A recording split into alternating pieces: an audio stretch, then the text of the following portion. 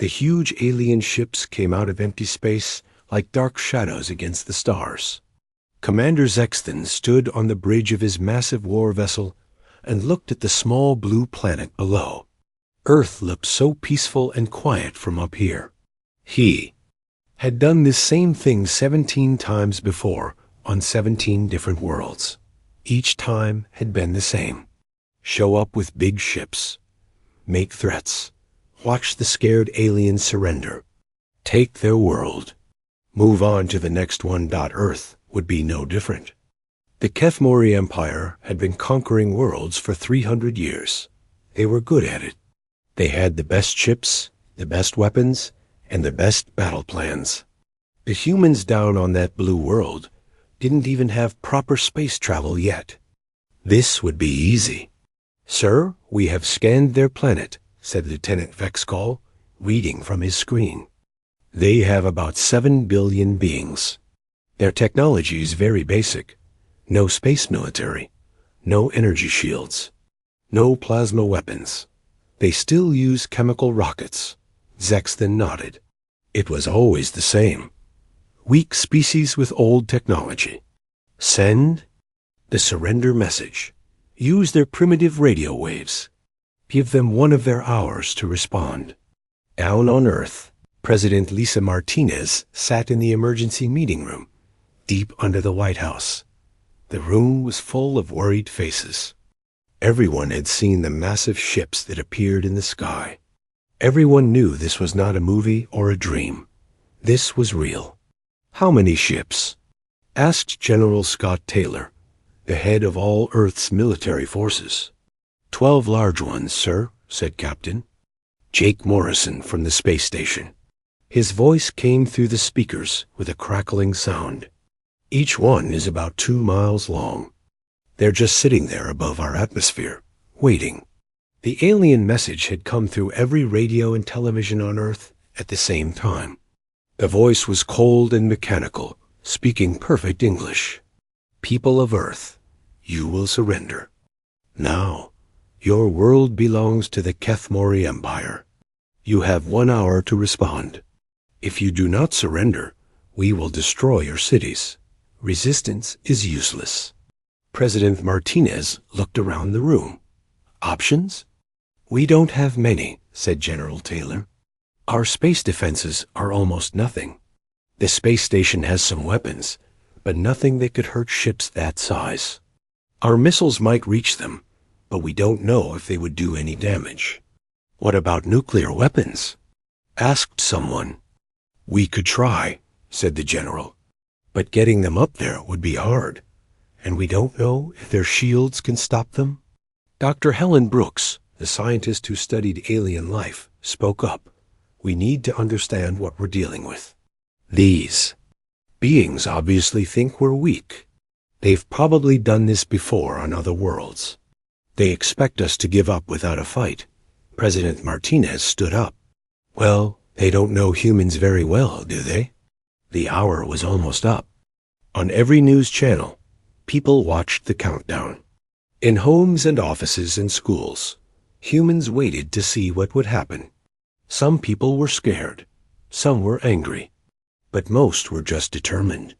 They would not give up their world without a fight. When the hour ended, President Martinez spoke to the aliens herself. "This is President Lisa Martinez of Earth. We have heard your message. Here is our answer. No." Commander Zexton was surprised. In all his years of conquest, no species had ever just said no. There was always begging, or offers to negotiate, or desperate attempts to make deals, but never just a simple no. "Sir," said Vexcall, "they are refusing to surrender." "I heard," said Zexton. "Begin the demonstration. Target their military bases. Use low power. Just enough to show them we are serious." The alien ships fired their weapons. Bright beams of energy shot down from space and hit military bases around the world. The bases exploded in huge fires, but the aliens were careful not to kill too many people. This was just a warning. A demonstration of power.ze. Exton waited for the surrender message. It should come within minutes. The humans would see that resistance was impossible. They would give up like all the others. Instead, something incredible happened. From all over Earth, every airplane, helicopter, and rocket that could fly began launching into the sky. Military jets, cargo planes, even small private aircraft. If it could get into the air, humans put weapons on it and sent it up. Captain Morrison watched from the space station as hundreds of human aircraft rose toward the alien ships. Command, I'm seeing massive launches from every continent. It looks like everything that can fly is heading up here. Jake, get ready to fire everything we have, said President Martinez through the radio. We're not going down without a fight. The alien commander watched his screens in confusion. The small human aircraft were flying straight at his massive warships. They had to know they couldn't win. Their weapons were too weak. Their ships were too small. It made no sense. Sir, said Vexcall, the humans are attacking us. I can see that, said Zexton. But why? They must know they cannot win. The first wave of human aircraft reached the alien ships. They fired their missiles and guns, causing small explosions on the alien hulls. The damage was tiny, but the aliens were shocked. The humans kept coming, wave after wave, even though they were being shot down. And something happened that made Commander Zexton's blood run cold.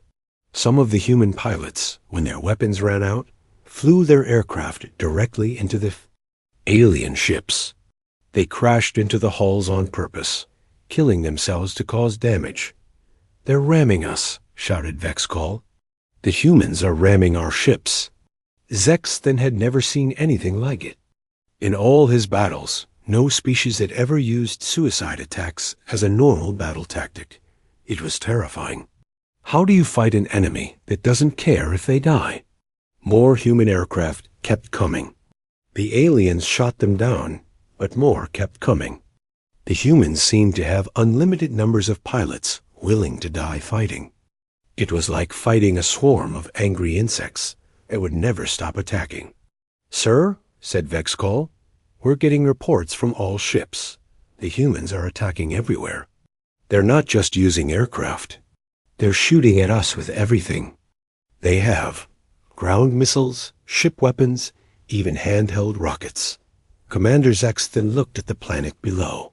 He could see explosions and fires everywhere as humans launched attacks from every city, every base, every place where people lived. This was not normal. This was not how conquered species were supposed to act. Pull back to safe distance, he ordered. We need to think about this. As the alien ships moved away from Earth, President Martinez addressed the world. People of Earth, we have sent a message to these invaders. We have shown them that Earth is not some weak world they can just take. We are humans. We fight. Around the world, people cheered. They had lost many aircraft and many brave pilots, but they had done something no other species had ever done. They had made the mighty Kathmori Empire retreat. It was just the beginning, but it was a beginning that would change everything. Dr. Helen Brooks stood in the middle of the crashed alien ship, trying to understand what she was seeing. The metal was strange and smooth, and the controls looked like nothing humans had ever made. But the most interesting thing was not the technology. It was the alien bodies. They're built for safety, she said to her team. Look at these bones. They're thick and strong, designed to protect organs. Their nervous system has extra backup pathways. Everything about them is made to survive. Colonel Pete Jackson, a retired Marine who now led civilian fighters, listened to her report over the radio. So you're saying these aliens are scared of dying? More than scared, said Dr. Brooks. Their whole biology is built around not taking risks. They probably never evolved the way we did. They never had to fight for survival the way humans did. Pete nodded. That made sense. He looked around at the men and women who had joined his resistance group. They were not soldiers. They were farmers, teachers, shop owners, and students. But they all had one thing in common. They were ready to fight. "Listen up, everyone," Pete said to his group. "The aliens are scared of us. They don't understand why we keep fighting when we should give up. So we're going to give them more to be scared of." Across the country, the same thing was happening. Engineer Amy Peterson was in her workshop, showing people how to put weapons on regular cars and trucks. "If it moves, we can make it fight," she said. "Garbage trucks, school buses, even ice cream trucks. Anything with wheels can carry weapons." In a high school computer lab, teenager Danny Cole and his friends were doing something the aliens never expected. They were hacking into alien communication systems. "Their security is terrible," Danny said, typing fast on his keyboard.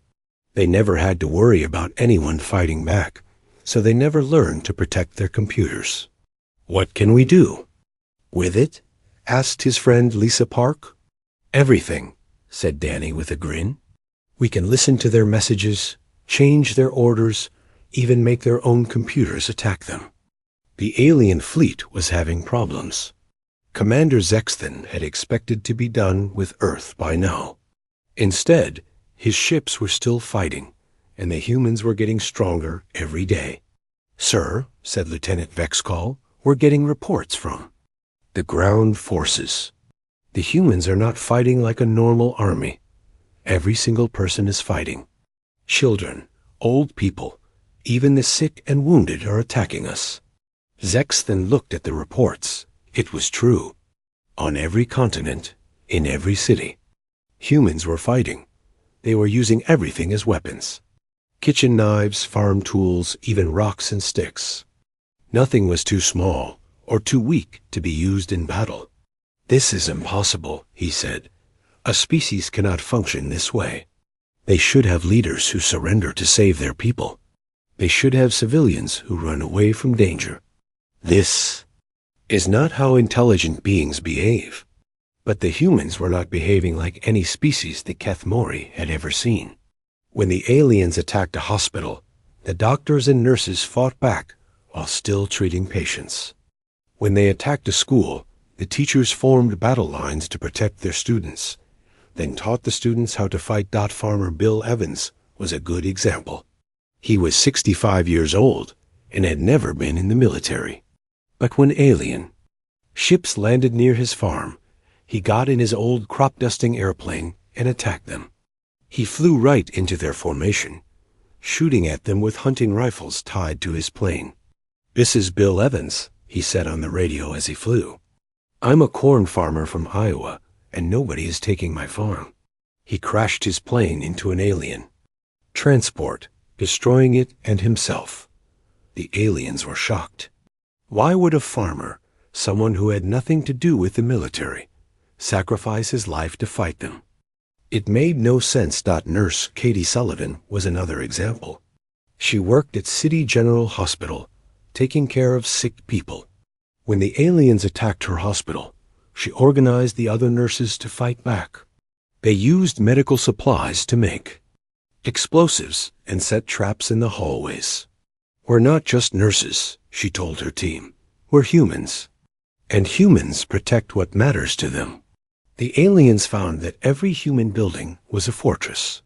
Every human neighborhood was a battle zone. There was no such thing as a safe area or a place where humans would not fight. Even the elderly were fighting. Frank Morris was a retired teacher, 82 years old and using a walking stick. When aliens landed in his neighborhood, he organized the other retired people into a fighting group. They used their knowledge of the local area to set ambushes and traps.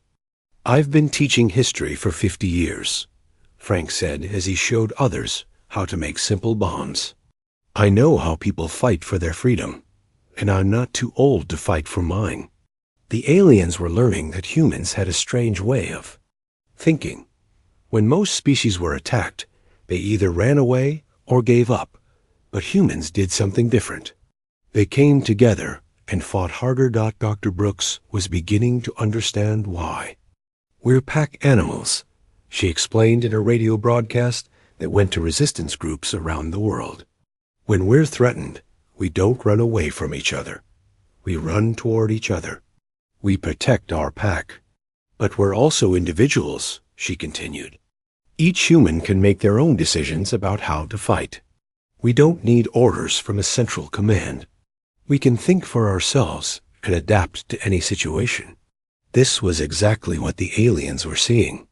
Human resistance was not organized like a military. It was organized like a living thing that could change and grow and adapt to anything the aliens tried. Commander Zexton was getting worried. His ships were taking damage from constant attacks. His ground forces were being hurt by humans who appeared out of nowhere, attacked, and then disappeared. And his soldiers were starting to panic. "Sir," said Vexcall, "the troops are reporting. But they can't tell who is a soldier and who is a civilian.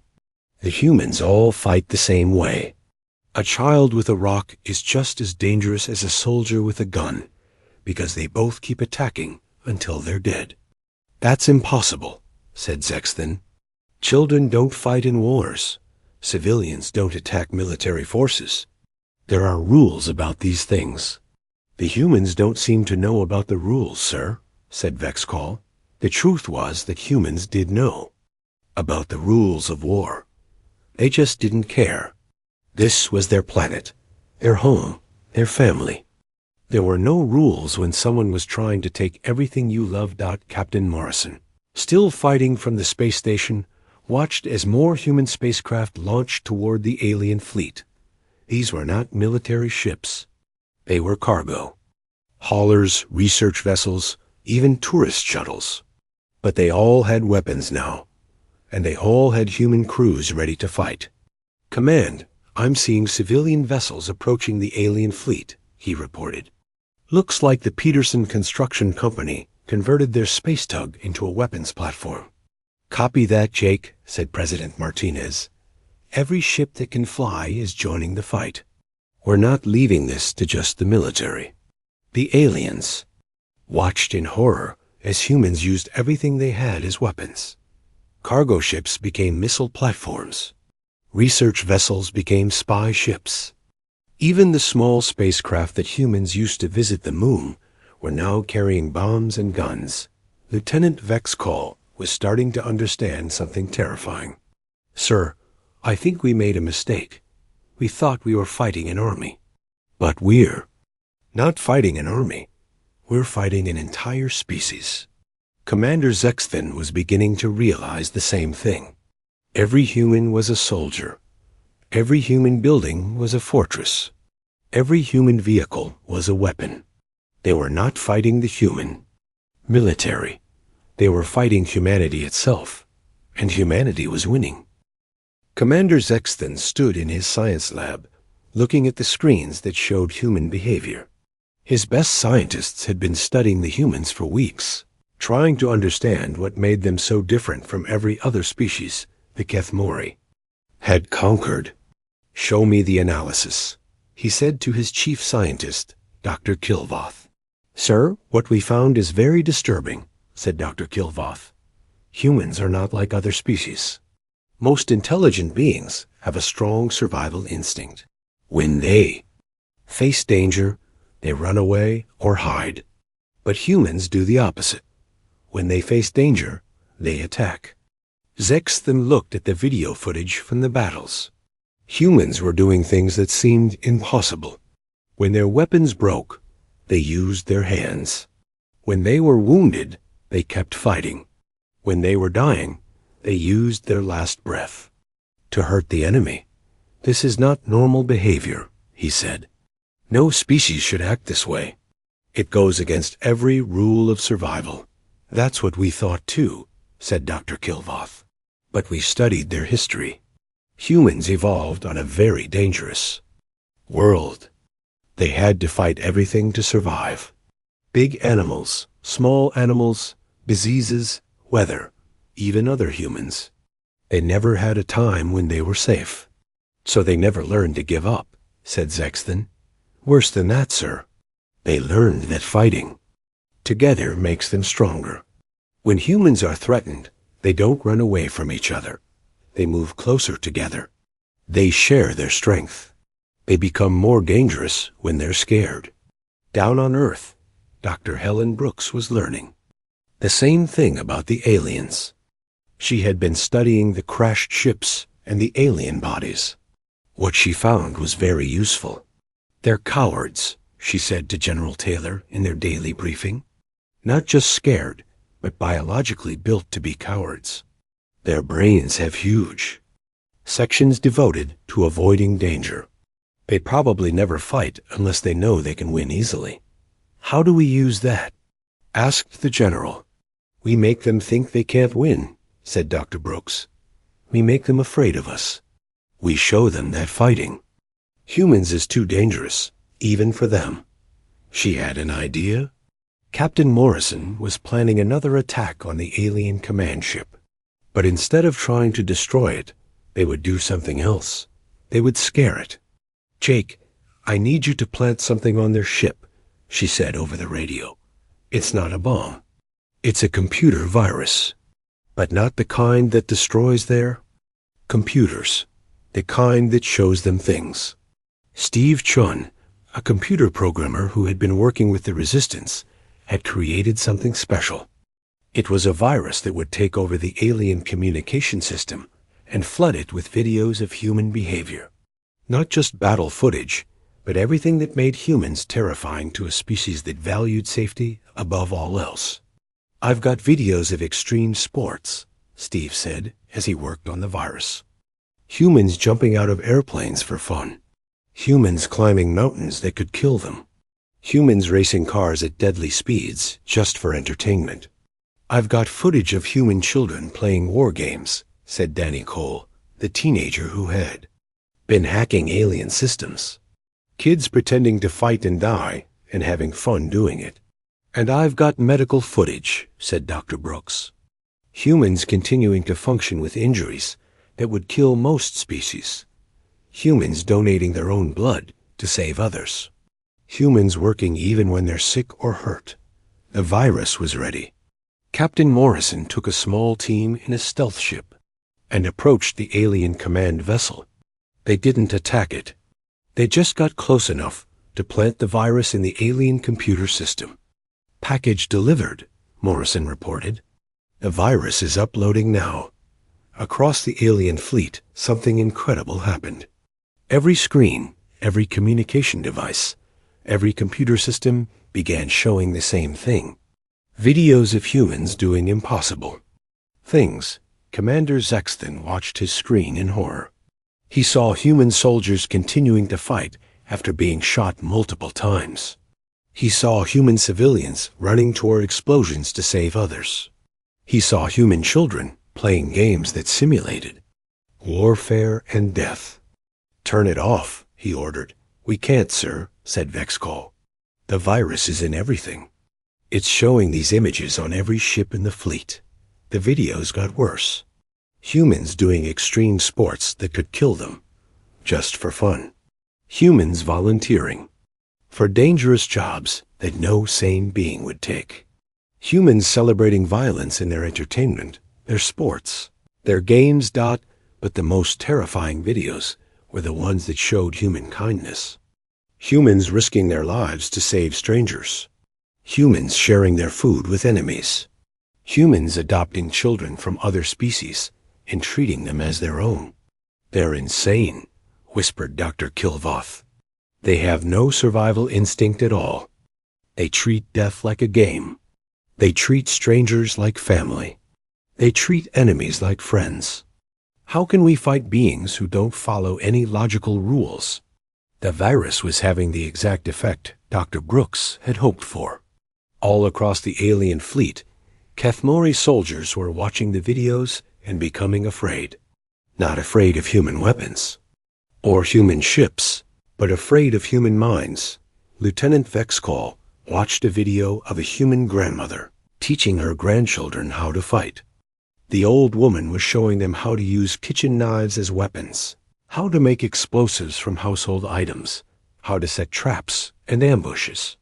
Sir, he said to Sexton, I think we need to retreat. These beings are not like anything we've ever faced. They're not just willing to die. They enjoy it. That's impossible, said Zexton. Look at their sports, sir. They have games where the goal is to hurt each other. They have competitions to see who can endure the most pain. They have events where they try to do things that might kill them, and they cheer when someone gets hurt. Zexton was beginning to understand something terrible. The humans were not just fighting because they had to. They were fighting because they wanted to. War was not something that happened to them. War was something they did for fun. The videos kept playing. Humans in boxing matches, hitting each other until they bled. Humans in football games, crashing into each other at high speed. Humans in racing cars, going so fast that any mistake would mean death. They're training for war all the time, said Dr. Kilvoth. Even when they're not fighting, they're practicing fighting. Their entire culture is built around controlled violence. And look at their history, added Vexcall. They've been fighting each other for thousands of years.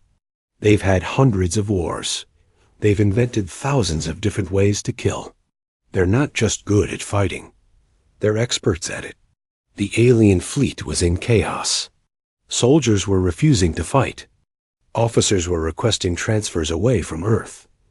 Medical staff were treating panic attacks and stress disorders. Sir, said Vexcall, 17% of our forces are reporting psychological trauma. They're saying that humans display berserker characteristics that make them impossible to predict or defeat. What are berserker characteristics? Asked Zexton. Behavior that shows no regard for personal safety, no response to pain, no fear of death, and no ability to surrender or retreat. Sir, our psychologists are saying that humans might be biologically incapable of giving up. Commander Zexton looked at the reports flooding in from all over his fleet. His soldiers were describing humans as death-seekers and pain lovers and fear-immune.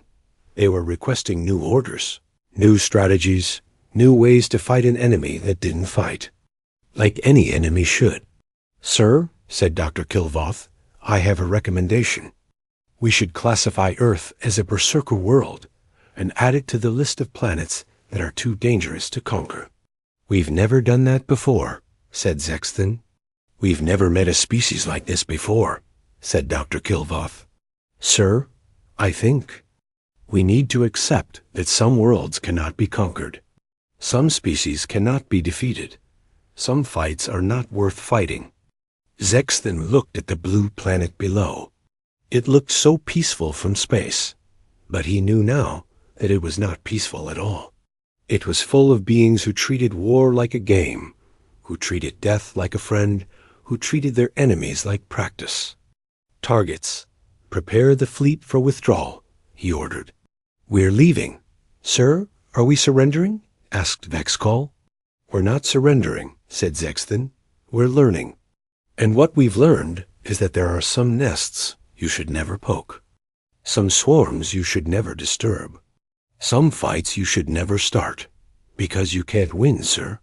Because even if you win, you lose, said Zexton. These humans have shown us something we never knew existed, a species that becomes more dangerous when you hurt it, a species that fights harder when it's losing, a species that would rather die than give up. The alien fleet began to move away from Earth, but they were not running away. They were spreading the word. Earth was not a world to be conquered. Earth was a world to be feared. Earth was the wasp's nest that no one should ever disturb. 6 months after the Kethmori fleet left Earth, the story had spread across the galaxy like wildfire.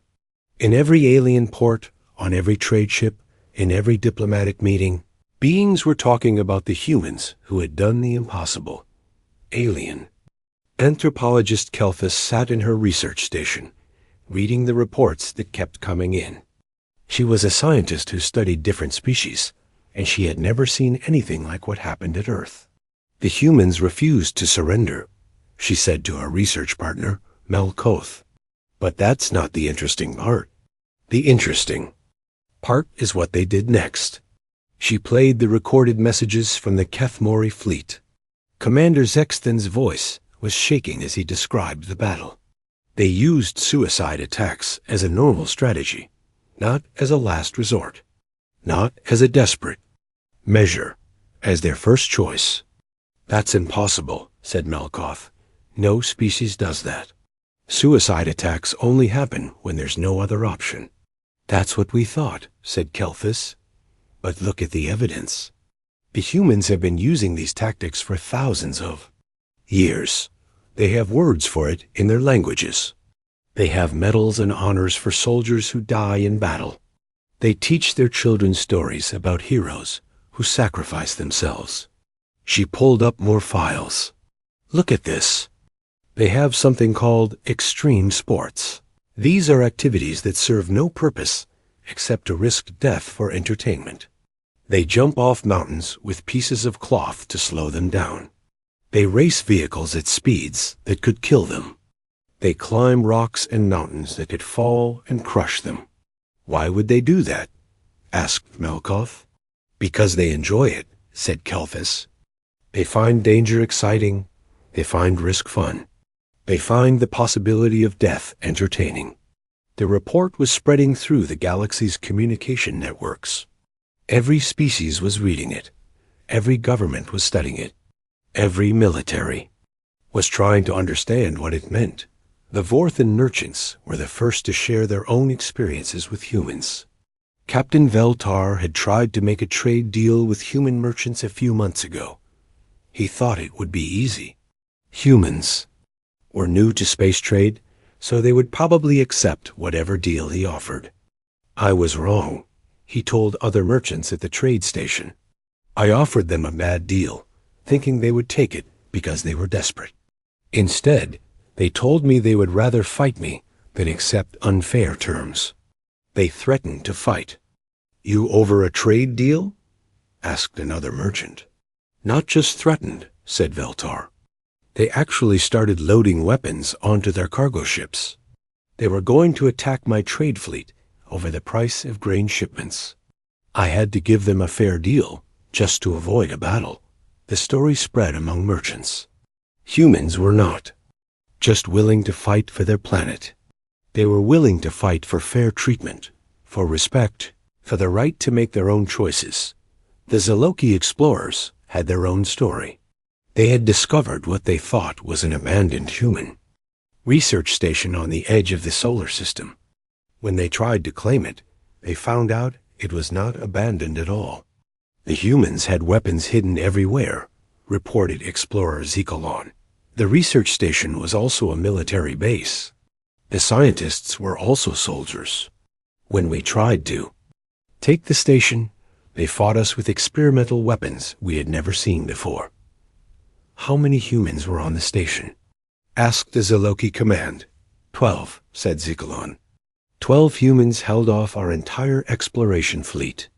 They used weapons they had built themselves, tactics they had invented, and strategies that made no sense but somehow worked.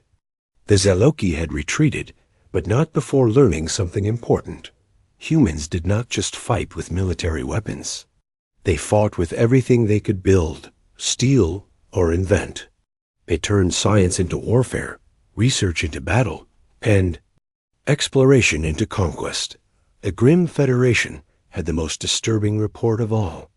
They had offered to hire human mercenaries for a small conflict with their neighbors. They thought humans would be useful because they seemed to be good fighters.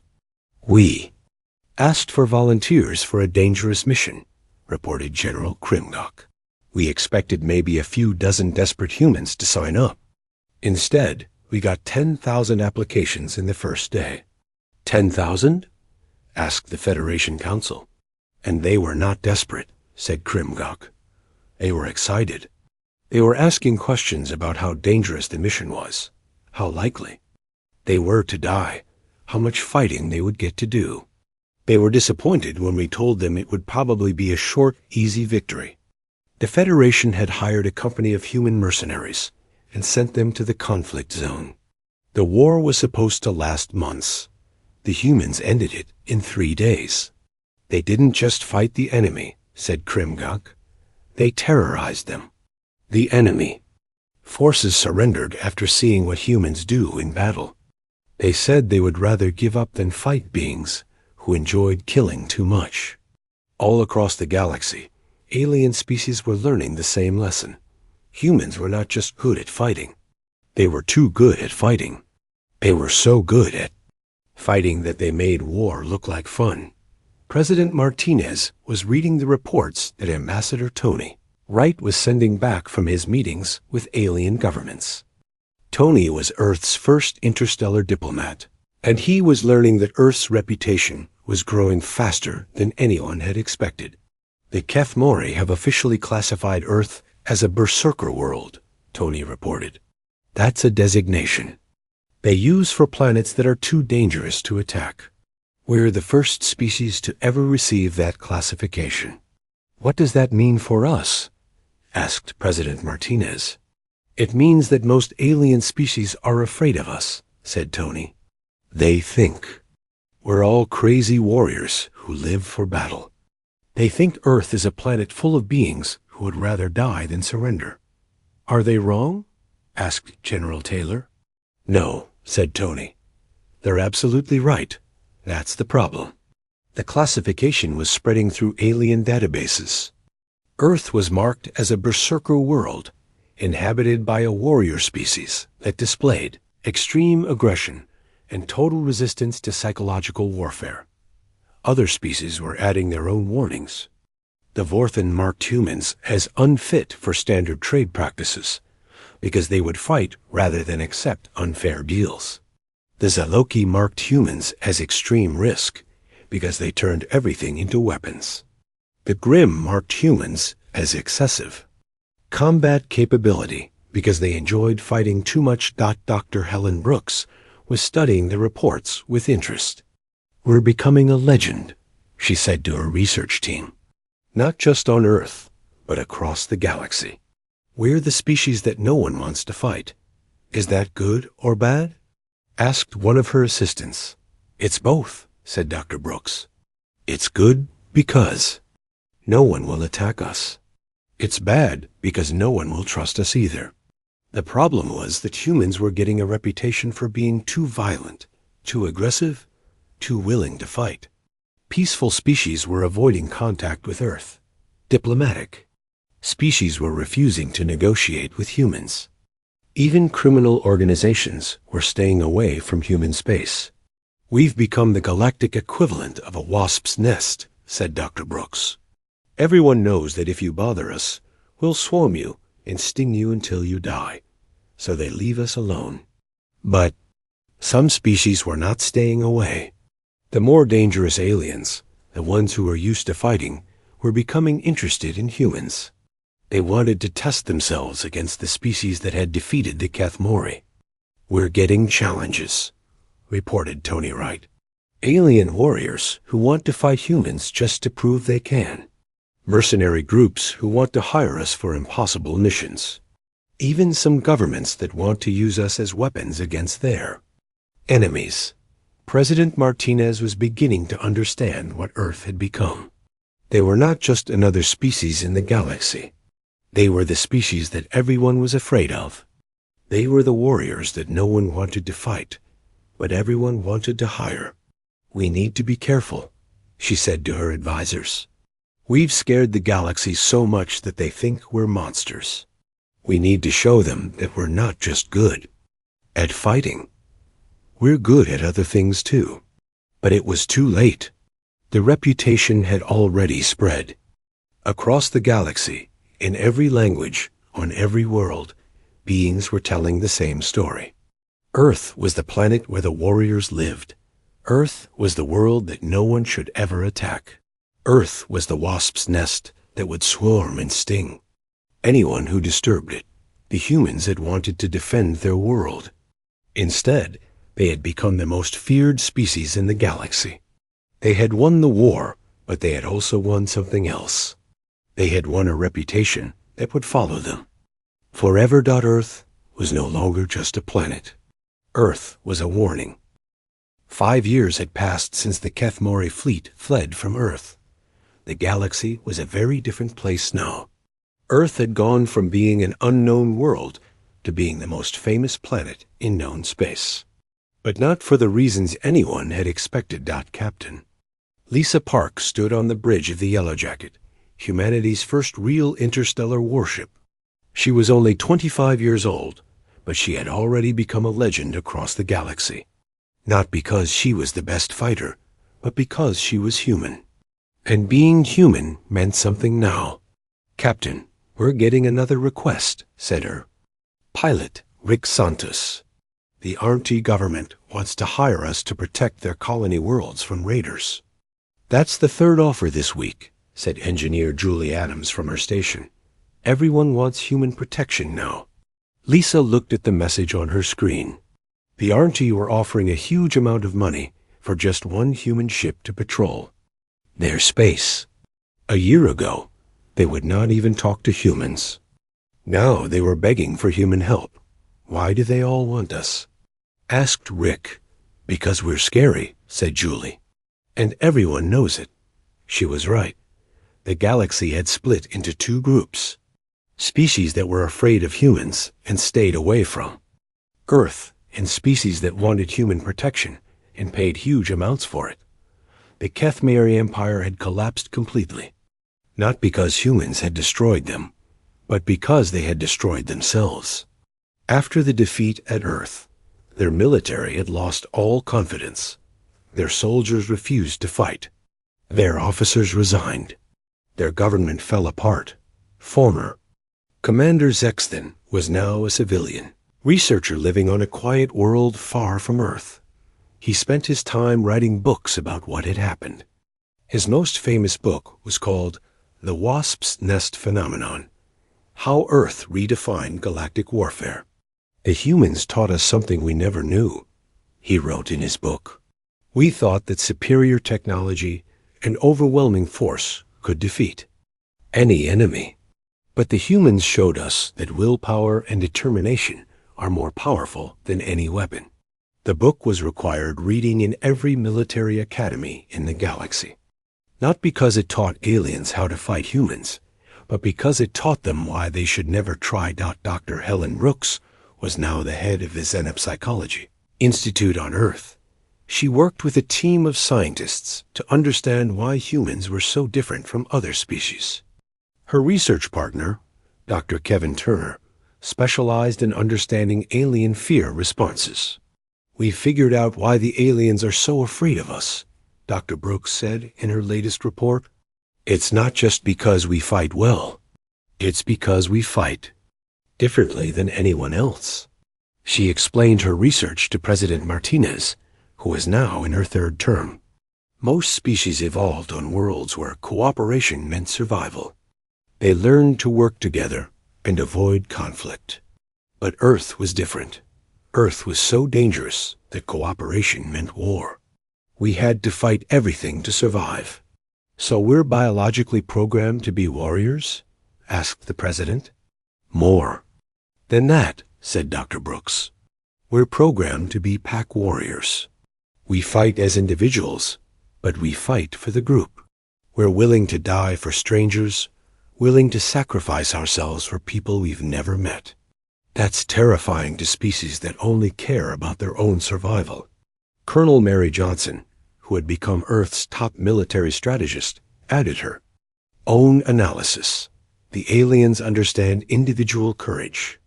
They understand group tactics, but they don't understand individual courage in service of group tactics. They can't imagine a soldier who fights alone but dies for everyone." This was exactly what made humans so feared across the galaxy.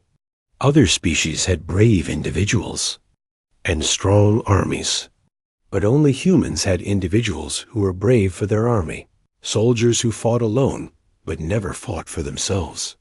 The results were visible everywhere. Human mercenary companies were the most expensive and most requested in the galaxy. A single human ship could charge 10 times what an alien ship charged, and still have more customers than they could handle. Young Danny Cole, the teenager who had hacked alien systems during the war, was now the head of Earth's Cyber Defense Division. At 23, he was responsible for protecting all of human space from alien computer attacks. "The funny thing is," he said to his team, "we don't even need to hack alien systems anymore. They're so afraid of us that they give us whatever information we want."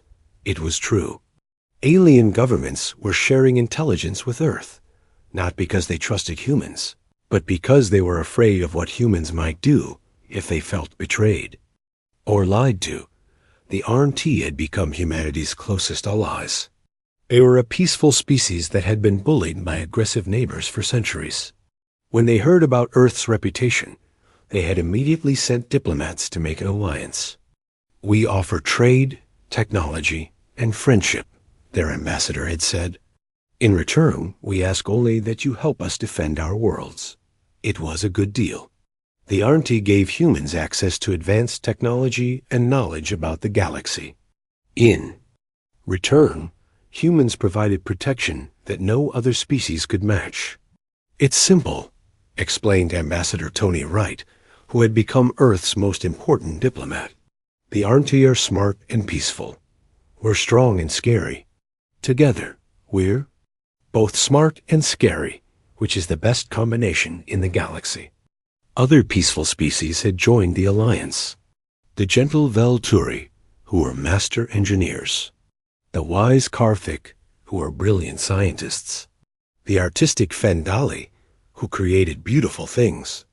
All of them wanted the same thing: protection from the dangerous species that would hurt them, and humans were happy to provide that protection, not because they enjoyed fighting, but because they enjoyed protecting people who could not protect themselves. "We're not the bullies of the galaxy," said President Martinez in a speech to the Galactic Council. "We're the guards. We protect the peaceful from the violent. We defend the weak from the strong. We stand between the innocent and those who would hurt them." But the galaxy was still learning what that meant. Some species tested human resolve by attacking human allies.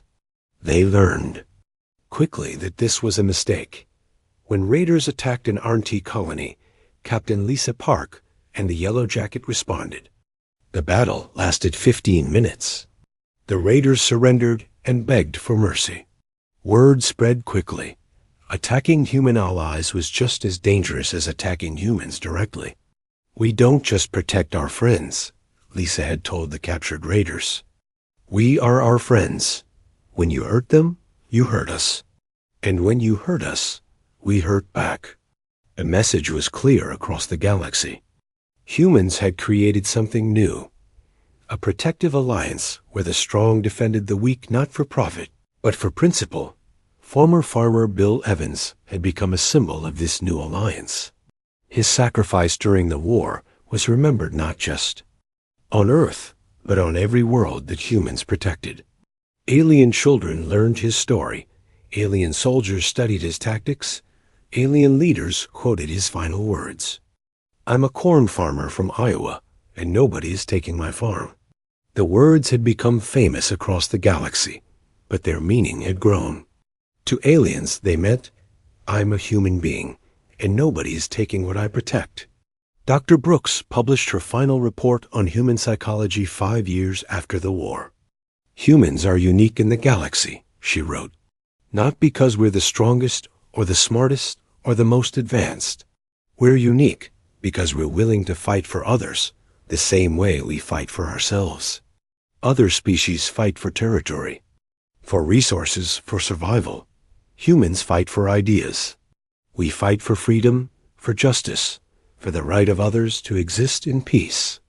We fight for things that have no physical form, but have infinite value." The report explained why the human alliance worked so well. Peaceful species could trust humans because humans fought for principles, not profit. They could rely on human protection because humans treated their allies like family. "Humans have created something the galaxy has never seen before," the report concluded. A military alliance based on love instead of fear, on protection instead of conquest, on sacrifice instead of profit. The galaxy was still learning to understand this new reality. Earth was no longer just a dangerous world to avoid. Earth was the center of a new kind of civilization, one where the strong protected the weak and asked for nothing in return except friendship. Commander Zex then, now and old, alien living quietly on his research world, wrote the final chapter of his book about humans. The wasps in the nest taught us something important, he wrote. They don't sting because they're evil. They sting because they're protecting something they love.